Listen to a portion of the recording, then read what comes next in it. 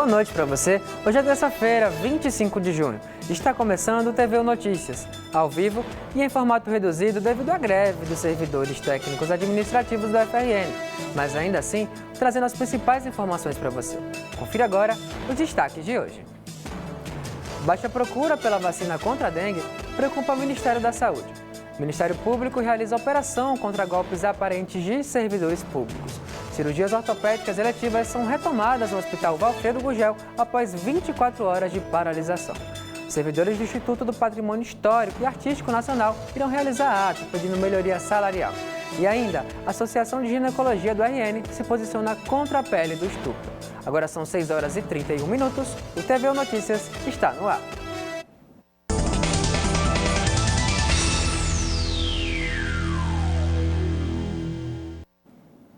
A baixa procura pela vacinação contra a dengue vem causando preocupação ao Ministério da Saúde.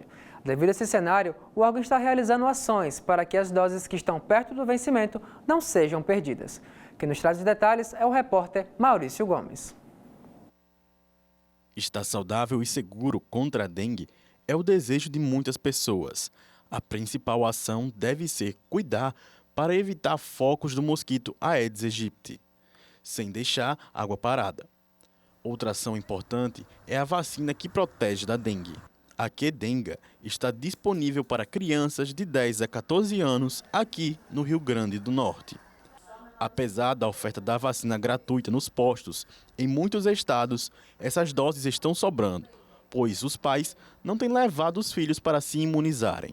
Há muitos anos, de repente, a gente tem que vacinar os filhos, né?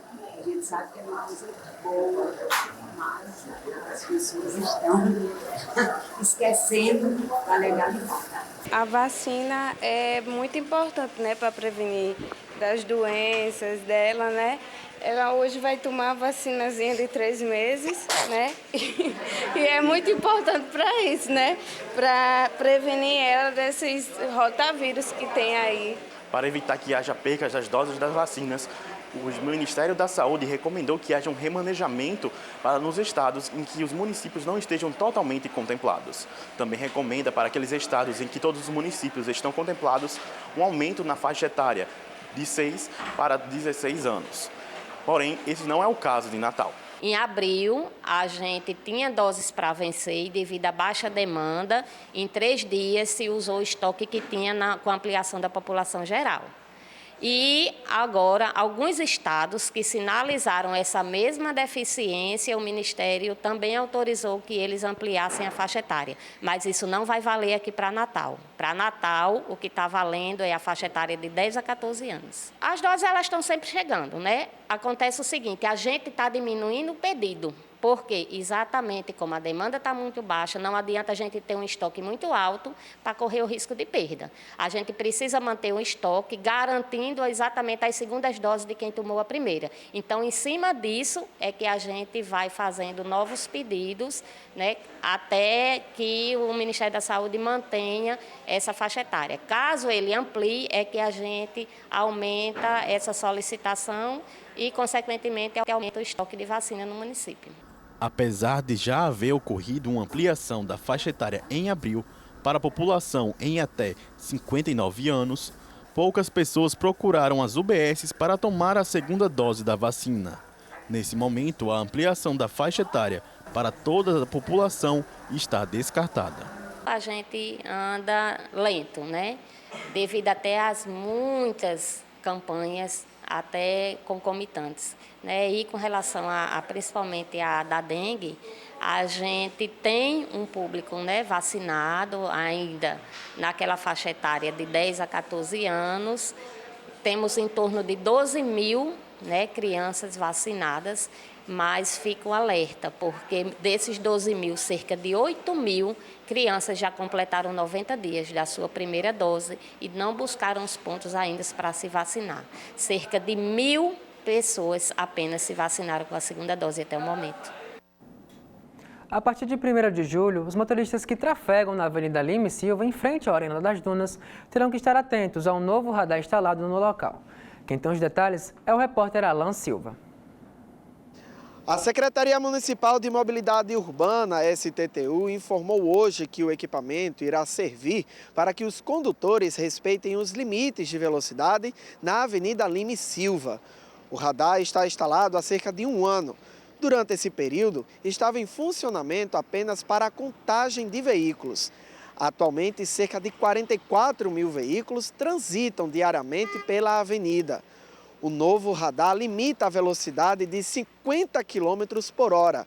A STTU alerta os motoristas sobre a importância de respeitar os limites de velocidade indicados nas placas de sinalização. Alan Silva para o TVU Notícias. Servidores do Instituto do Patrimônio Histórico e Artístico Nacional, o IPHAN, realizam amanhã em Natal um ato público pedindo ao governo federal melhorias dos salários e a reestruturação das carreiras da categoria. A ação começa pela manhã com a assembleia e segue no período da tarde com um protesto em frente ao Museu Câmara Cascudo, no bairro do Tirol. As atividades fazem parte de uma mobilização nacional junto com os servidores federais da cultura. Os profissionais cobram a abertura imediata da mesa de negociação com o Ministério da Gestão e da Inovação em Serviços Públicos, o MGI. Vamos ficar atentos aos encaminhamentos desse movimento. Fica agora com outros destaques do dia no nosso Giro TVU Notícias Mais.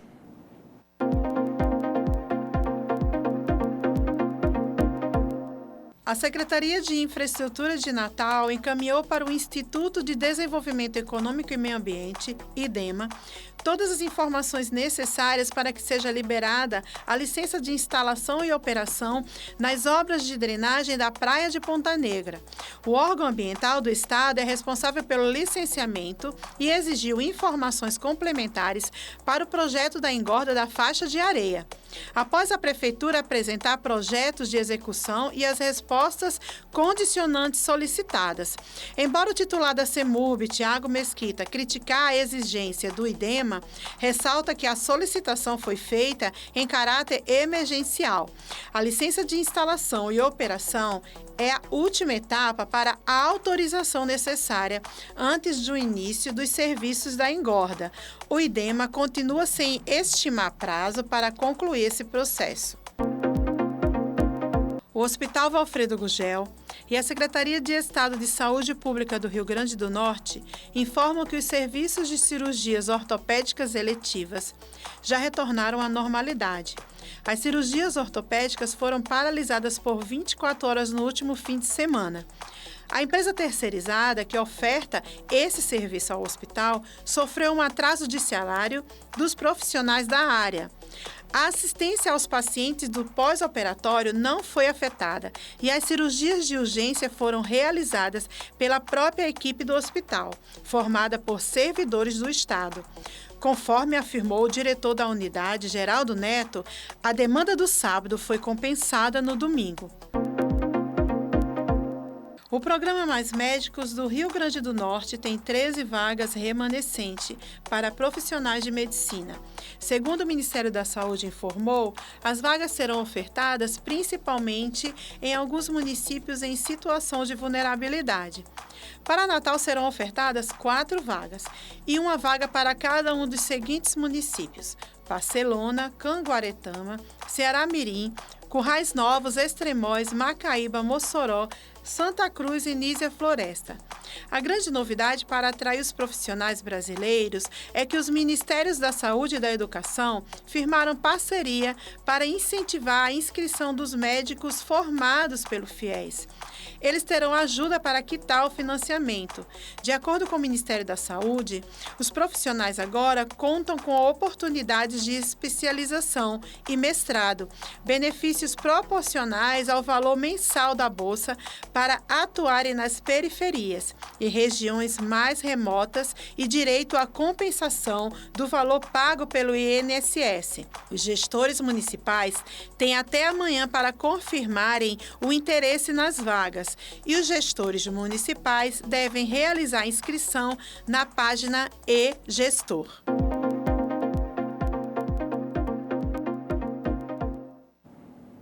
O Ministério Público do Estado deflagrou hoje uma operação contra golpes aparentes de servidores públicos. De acordo com a investigação, a fraude era realizada pelo WhatsApp. A repórter Mary Vasconcelos traz mais detalhes sobre essa operação.